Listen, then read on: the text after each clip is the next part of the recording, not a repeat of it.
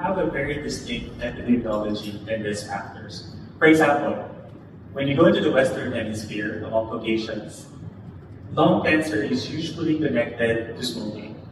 That's a fact. That's one thing that we all know for a very long time. But it seems like this is not entirely true in this side of the world, in the Eastern Hemisphere. We do see a lot of non-smokers who develop lung cancer. And I think that really tells us that we have a very distinct epidemiology and risk factors that's worth looking into.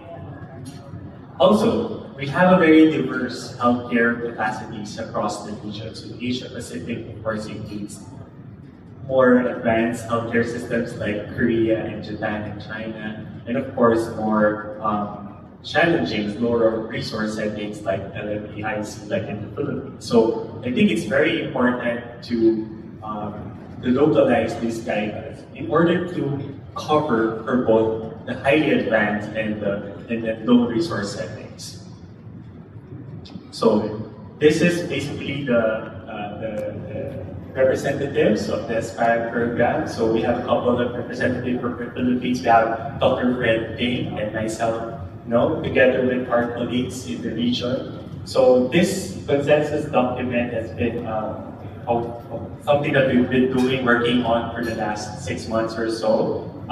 Early this year, so we've had several workshops. We had a lot of collaborative meetings to come up with the consensus statement. And we're very happy to share that we officially launched it in Singapore last July 31st, 2025.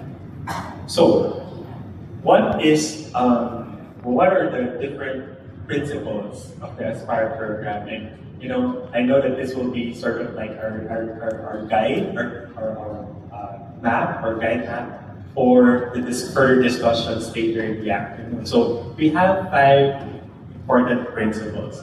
We want to improve and expand prevention. We want to focus on early detection.